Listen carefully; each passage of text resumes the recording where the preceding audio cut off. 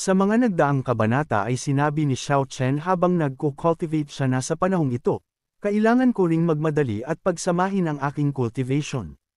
Ang perlas na ito ng Desolate God pati na rin ang makalangit na listahan, kailangan ko rin silang lubos na makabisado sa pinakamaikling panahon. At sa pagpapatuloy din ng kabanata dito nga sa kabilang banda sa Shangshan Domain, na kung saan dahan daw ang lumalabas ang Purgatory Supreme. Ilang sandali pa ay nakalabas na nga ito, at napansin naman niya na nandito na si Merong Long. Kaya naman sinabihan niya ito na kung bakit hindi lumabas si Merong Long. Sa sinabi ni Purgatory Supreme ay napatawa si Merong Long, at dahan-dahan ang lumabas sa void space. Nang makalabas nga si Merong Long ay sinabi niya kay Purgatory Supreme na matagal-tagal na rin tayong hindi nagkikita, at maganda ka pa rin gaya ng dati. Seryoso namang sinabi ni Purgatory Supreme na huwag na nating pag-usapan ang mga formalidad, nasa na ang batang iyon. Sumagot naman si Merong Long na nasa Lower Zuan Domain, Divine Sword City, sa pamilyang Feng. Nang marinig ito ni Purgatory Supreme ay sinabi niya na puntahan na natin ito. Subalit pinigilan naman siya ni Merong Long na hindi kailangang magmadali. Ipinagtaka naman ito ni Purgatory Supreme na kung bakit pinigilan siya ni Merong Long. Sinabi nga ni Merong Long kay Purgatory Supreme na kung alam mo ba kung sino ang batang ito. Sinabi naman ni Purgatory Supreme na, saka kinuha ang aking mga mina at pinatay ang aking mga alagad, kung hindi ko masira ang mga piraso, ako ay masisiyahan. Sinabi naman ni Merong Long na ang pangalan niya ay si Xiao Chen, at siya ay isang body cultivator. Kumpiyansa namang sinabi ni Purgatory Supreme na alam ko na ito. Ngunit seryosong sinabi ni Merong Long na hindi mo ito alam. Dahil ang Xiao Chen na ito ay nagmula sa tunay na martial world, at nagwali sa lahat ng paraan sa kawalan ng talo.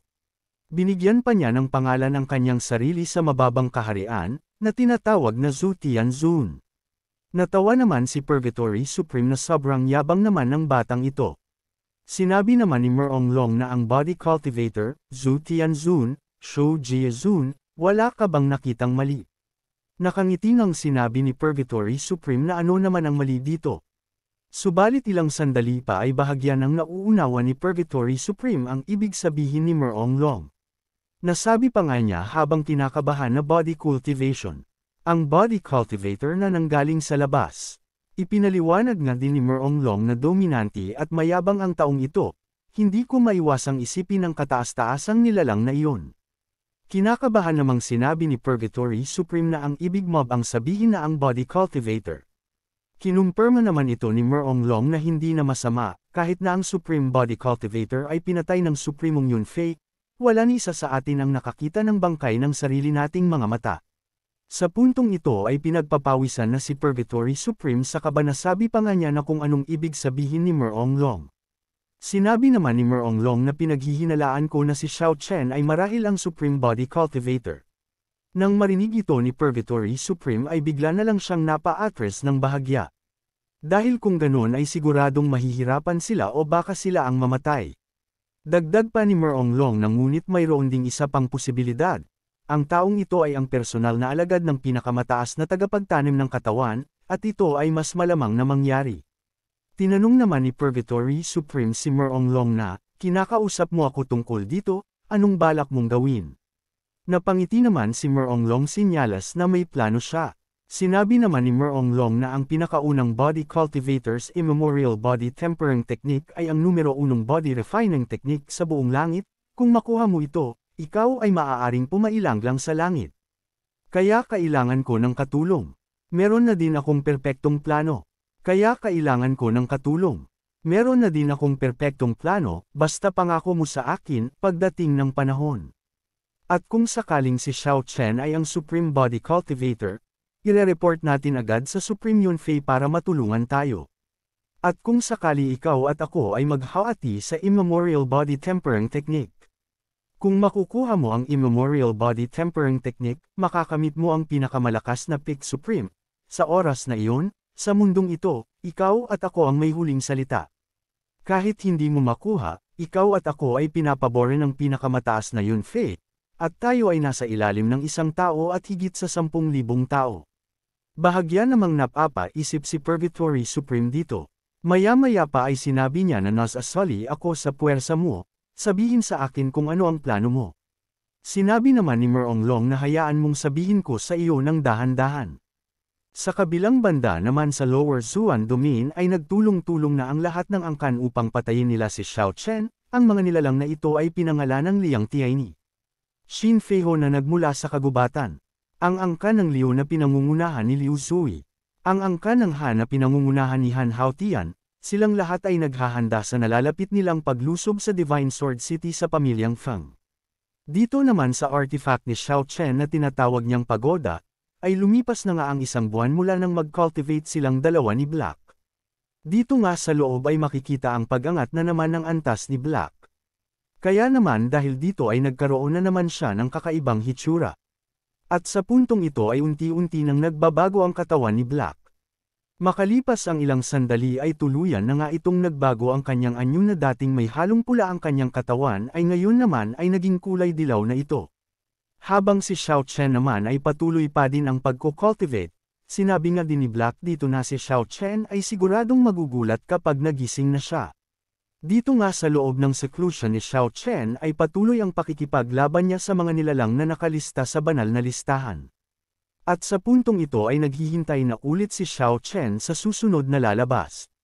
Ilang sandali pa ay nagkaroon na ulit ng reaksyon ang isang pangalan sinyales na lalabas na ito. Maya-maya lang din ay lumabas na nga ang nilalang na makakalaban ni Xiao Chen.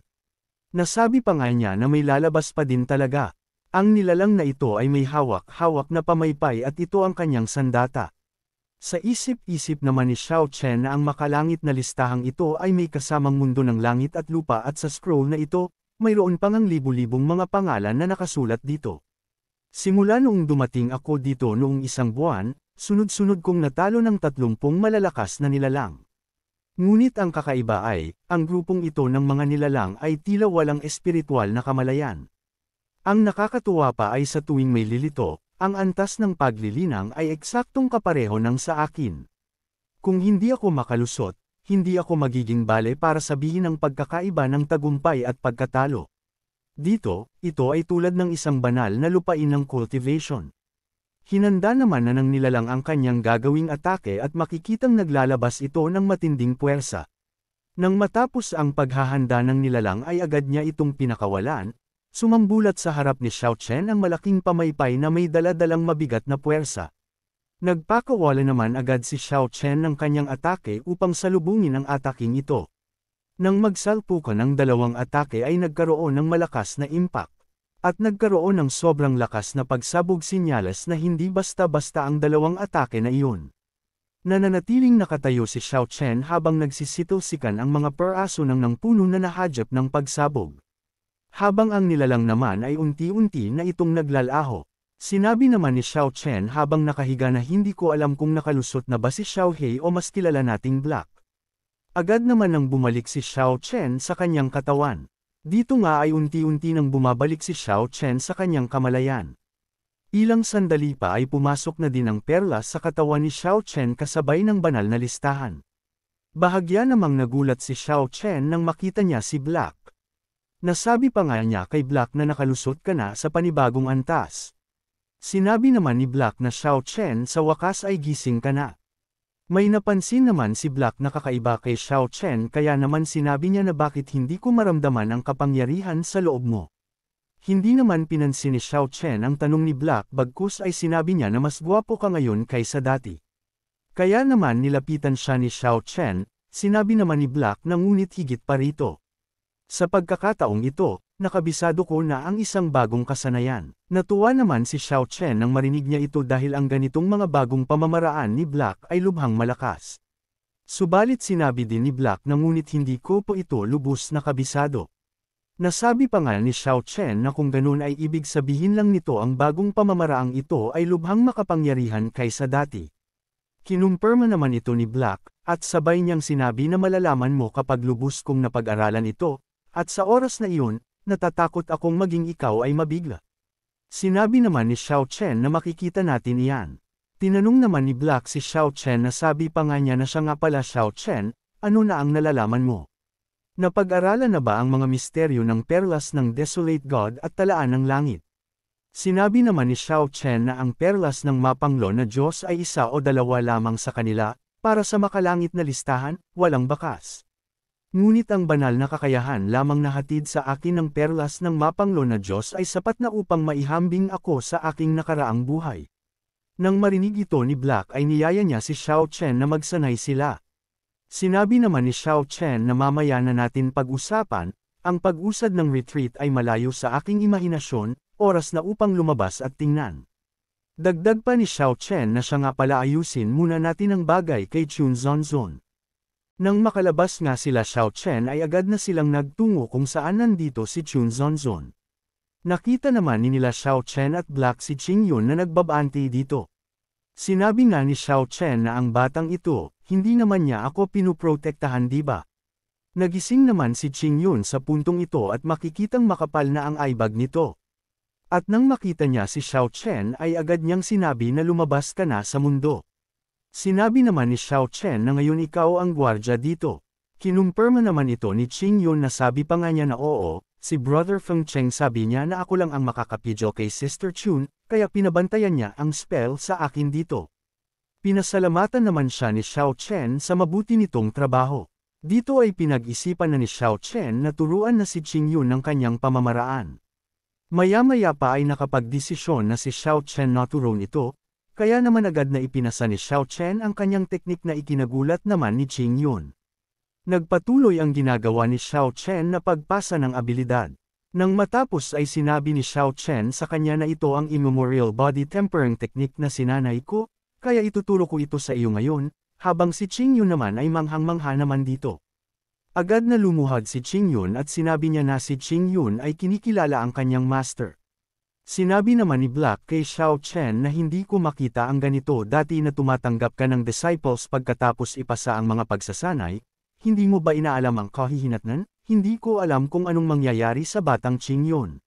Sinabihan naman siya ni Xiao Chen na iba ang personal, ang maibibigay ko ay walang iba kundi isang pagkakataon, para sa mga tagumpay sa hinaharap, depende sa kanila ang lahat.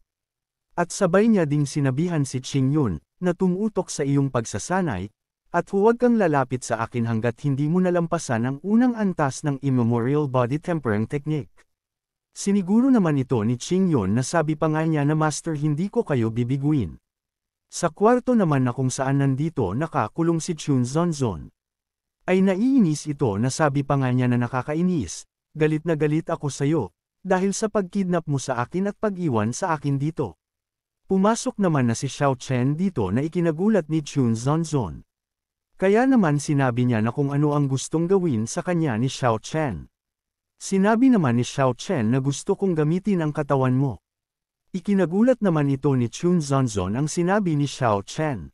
Sinabi naman ni Black na gagawin mo talaga ito para sa katawan niya. Lumapit naman si Xiao Chen na ikinabahala naman Chun Zonzon dahil ang akala niya ay pagsasamantalahan siya ni Xiao Chen. Subalit hinawakan lang naman ni Xiao Chen ang balikat nito at sinuri ang katawan ni Chun Zonzon. Nasabi pa nga ni Xiao Chen na tama ang nakita ko, ikaw ang may pinakamataas na tadhana. Hindi naman nakuha ni Chun Zonzon ang sinabi ni Xiao Chen kaya naman tinanong niya ito na kung anong sinasabi ni Xiao Chen. Ipinaliwanag naman ni Xiao Chen na sa unang pagkakataon na nakita kita, naramdaman ko ang likas na kataas-taasang tadhana sa iyo, sayang ang kapalaran mo ay nasira at parang pilit na tinatakan.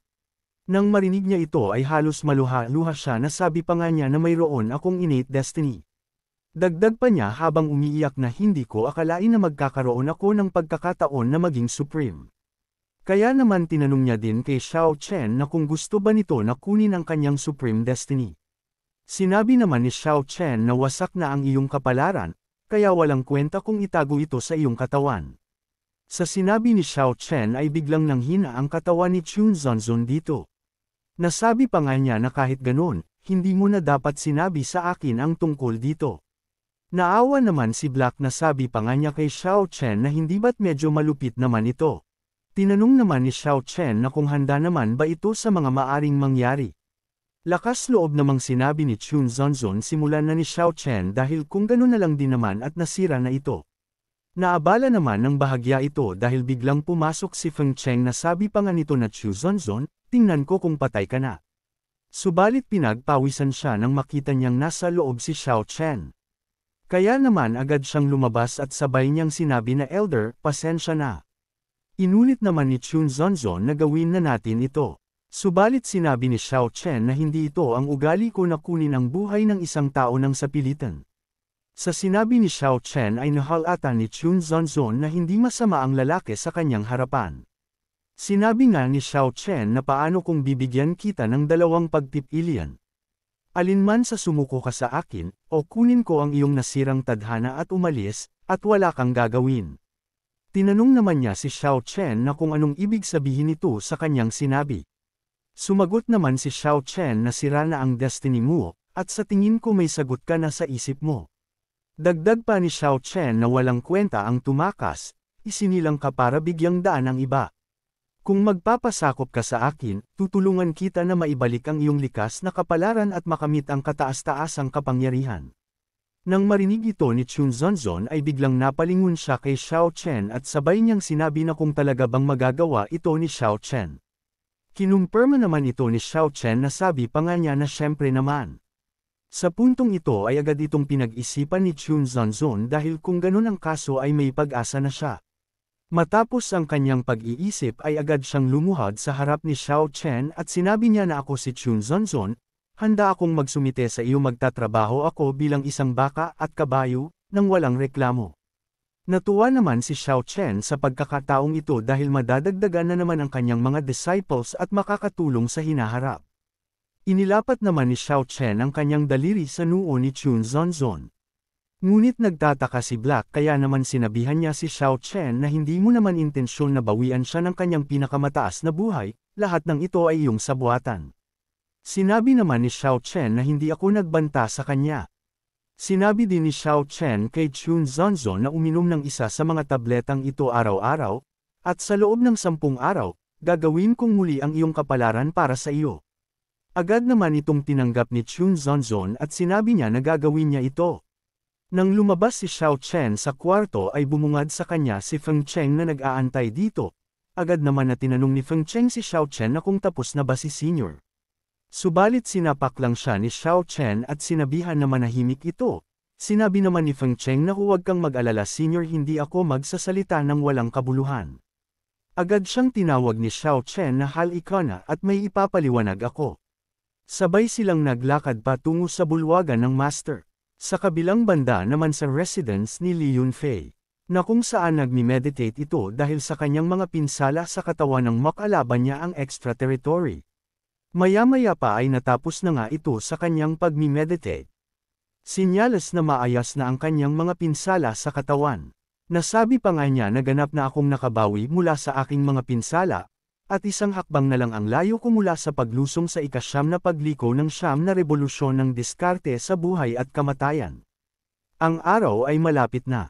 Sa puntong ito ay seryosong sinabi ni Li Yunfei na ang araw na malapit na ay ang ubusin niya ang extra territory na nakapasok sa mundo ng mga tao.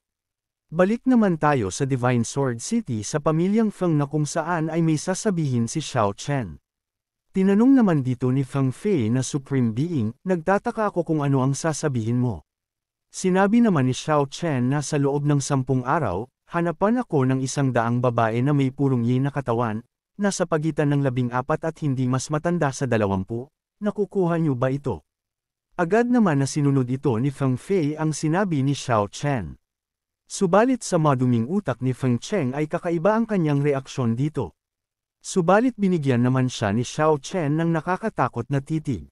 Sinabi naman ni Feng Fei na nga pala, kamahalan, nakatanggap ako ng lihim na sulat ilang araw na ang nakakaraan, na nagsasabing para sa iyo ito. Nag-alala ako na ikaw ay nasa pag-iisa, kaya hindi kita inistorbo. Nagtataka naman si Xiao Chen na kung anong secret letter ito. Agad naman na ibinigay ni Feng Cheng kay Xiao Chen ang sinabi niya na sabi pa nga niya na Supreme Being, ito ang secret letter. Nang makita ito ni Xiao Chen ay agad niya itong nakilala kaya naman agad niyang pinalabas sina Feng Cheng at Feng Fei. Nagtataka naman ang dalawa sa biglang sinabi ni Xiao Chen at pagiging seryoso nito. Nang makalabas ang dalawa ay agad niya itong sinimulang buksan. At lumabas dito ang isang scroll na kung saan maari niyang makausap ang nagpadala nito. Dito nga ay lumitaw si Wuling, isa sa Supreme ng Titan Tribe. Agad itong sumigaw nang makita niya si Xiao Chen. Dahilan upang magtakip ng tenga si Xiao Chen at napatalon si Black sa lakas ng boses nito. Sinabi nga ni Wuling kay Xiao Chen na kung hindi ka pa nahulog, bakit hindi mo muna sinabi sa akin? Sinabi naman ni Xiao Chen na pwede bang hinaan mo ang boses mo. Sinabi naman ni Wuling na hindi, Xiao Chen, mayroon akong mahalagang bagay na pupuntahan kaya, hindi ako makakapunta dito ng personal. Tatanungin kita, tanong ko lang po, kailan tayo magkakaroon ng anak? Wala na lang masabi si Xiao Chen dito dahil ito naman ang habol sa kanya ni Wuling. Habang si Black naman ay nanigas na parang bato nang marinig niya ito. Sinabi naman ni Xiao Chen na Wuling, napakaraming magagaling na lalaki sa mundo, bakit kailangan mo pa akong guluhin? Natahimik naman dito si Wuling sa sinabi ni Xiao Chen. Itinanong din ni Xiao Chen na kung maayos na ba si Wu Hua. Nagulat naman si Wuling sa sinabi ni Xiao Chen kaya naman sinabi niya na may konsensya ka pala. Nasakop na niya ang Changsen, at sa maikling panahon ay gagaling siya. Natuwa naman si Xiao Chen na sabi pa nga niya na mahusay kung ganon. Agad naman na sinabi ni Wuling na Xiao Chen, darating ako sa Divine Sword City sa loob ng 3 buwan, sana may handa mo na ang lahat. Sinabi naman ni Xiao Chen na maghinay-hinay ka lang. Subalit bago pa man ito marinig ni Wuling ay nakaalis na ito. Naikinainis naman ni Xiao Chen dahil kahit kailan talaga ay yun lang ang habol sa kanya ng babaeng iyon. Napagaya naman si Black sa ginawa ni Xiao Chen. Subalit ang kanyang ginawa ay binigyan siya ng nakakatakot na titig ni Xiao Chen. Binigyan naman niya si Xiao Chen ng isang ngiti. Sinabi naman ni Xiao Chen habang dinadampot si Black na parang pusa na umalis na tayo, at bumalik sa pagko-cultivate. Agad na nag-teleport sina Xiao Chen pabalik sa pribadong kwarto habang naghihintay sa kanyang ipinag-uutos sa dalawa. Dahil nakarating ka na sa part na ito ay inaanyayahan kita na pindutin ang like at mag-subscribe at i-on ang notification bell. At kung gusto mo naman na suportahan ng matindi ang bidang hangal na ito ay maaari mo ding pindutin ang super thanks sa ibaba para mas lalong ganahan ang hangal na ito. Maraming salamat mga bida. Makalipas ang ilang araw ay dala na ni Feng Cheng ang 100 mga dalagang babae. At nagtataka ang mga ito na kung ano ang gagawin sa kanila. Habang si Feng Cheng naman ay gumagana ang madumi nitong utak at pinag-iisipan niya si Xiao Chen ng walang kabuluhan. Dumating naman na si Xiao Chen at sabay na binatukan niya si Feng Cheng dahil sa madumi nitong utak. Nakangiti naman niyang sinabi na senior nandito na ang lahat. Habang si Xiao Chen naman ay seryosong nakatitig sa kanya. Sinabi naman ni Xiao Chen sa kanya na huwag mag-alinlangan, papuntahin si Chun Zanzun dito. Habang tumatakbo ay sinabi ni Feng Cheng kay Xiao Chen na may kakaiba talaga sa iyo senior. Agad naman na ginamit ni Xiao Chen ang kanyang abilidad upang makatulog ang mga ito. Dito nga ay nagsibagsakan ang mga dalaga sa ginawa ni Xiao Chen. Bahagya namang nahihiya dito si Chun Zanzun, kaya naman sinabihan siya ni Xiao Chen na ayos lamang ito kaya naman lumapit na ito. Tinanong naman ni Chun Zanzun na kung ano itong nangyayari. Sinabi naman ni Xiao Chen na ito ang gamot para mabago ang iyong pinakamataas na kapalaran. Ikinagulat naman ito ni Chun Zanzun nang manawan niya ito. Kinumpirma naman ito ni Xiao Chen na sabi pa nga niya na oo, ang laman at dugo ng mga babaeng ito ay gagamitin para gawing muli ang iyong pinakamataas na kapalaran. Hindi naman agad nagsalita si Chun Zanzun sa sinabi ni Xiao Chen. Maya-maya pa ay bigla na lang itong tumawa at sabay niyang sinabi na huwag kang magsinungaling sa akin, hindi ka ganyang tao. Sinabi naman ni Xiao Chen na totoo ang sinasabing gamot ito, pero ang kailangan ko lang ay ang purest in energy sa katawan nila. Dagdag pa nga ni Xiao Chen na lahat sila ay katawan, at iba ang mabuhay ng 30 taon, ngayon ay isang magandang bagay para sa kanila na kunin ang enerhiya ng yin mula sa kanilang mga katawan. Habang iniaabot niya ang tableta ay sinabi niya na ito ay ang tableta upang patatagin ang iyong meridian. Agad naman na kinuha ito ni Chun Zanzun at agad na ininom. Agad naman na nagkaroon ng reaksyon ang katawan ni Chun Zanzun at naglalabas ito ng aura. Dito nga sa loob ng katawan ni Chun Zanzun ay makikitang hindi maayos ang meridian nito. Sinimulan naman na ni Xiao Chen na kunin ang yin sa katawan ng mga dalagang babae. Dito sa kamay ni Xiao Chen ay dahan-dahan na naiipon ang yin. Maya-maya pa ay tuluyan nang natapos si Xiao Chen sa kanyang ginawa. Nilamig naman si Chun Zonzon dahil sa nilalabas ng yin na hawak ni Xiao Chen. Makikitang kahit si Black ay ganun din at nilalamig din ito. Inutusan naman ni Xiao Chen si Black na ilabas ang mga dalaga sa silid. Agad naman na kumilos si Black at nagpalit sa kanyang orihinal na anyo. Agad niyang isinakay sa kanyang likuran ang mga ito, at mabilis na lumabas upang ilayo ito dahil sisimulan na ni Xiao Chen ang pag-ayos sa katawan ni Chun Zonzon. Mabilis naman na nakabalik si Black sa loob ng silid habang sinisimulan na ni Xiao Chen ang kanyang gagawin.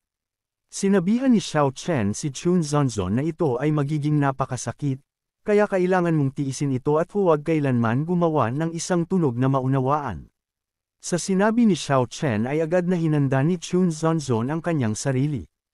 Agad na inangat ni Xiao Chen ang yin senyales na mag-uumpisa na ang pagsubok ni Chun Zonzon. Agad naman na nagtungo kay Chun Zonzon ang yin at sa dahan-daang pagpasok pa lang nito sa kanyang katawan ay ramdam niya na ang matinding sakit kaya naman hindi niya namalayan na nakabuka ang kanyang bunganga.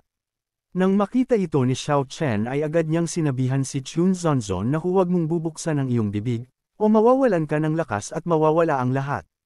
Agad na isinara ni Chun Zonzon ang kanyang bibig habang tinitiis ang matinding pagsubok sa talaan ng buhay niya. Maya-maya pa ay natapos nang kumalat ang yin sa kanyang katawan. Subalit umpisa pa lamang ito ng pagsubok dahil may isa pang pagsubok na mas matindi. Sa puntong ito ay dahan-dahan nang naayas ang meridian ni Chun Zonzon. Makikita sa loob ng katawan ni Chun Zonzon ang pagbalik sa ayos ng kanyang daluyan ng aura. Sa labas naman ng pamilyang Feng ay makikitang nagsimula na din ang tribulation. Nang makita nga din ito ng dalawa ay nagtataka sila na kung anong ginagawa ng Supreme Being. Nasabi pa nga ni Feng Cheng na anong ginagawa ng Senior. Ito ang langit at lupa na pangitain ng kapanganakan ng likas na kataas-taasan. Sinabi nga din ni Xiao Chen na narito na, ang kapangyarihan ng makalangit na daon ng kataas-taasang tadhana. Agad itong bumulusok patungo kay Chun Zonzon ang tribulation. Nang tumama ito kay Chun Zonzon ay bahagyang may napansin si Xiao Chen dito dahil hindi ito ganang kalakas.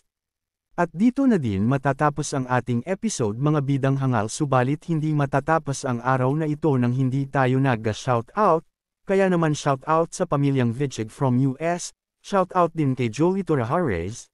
Maraming salamat sa panunood at magkita-kita ulit tayo sa mga susunod na kabanata, kaya naman mangyaring pa-like na lang po.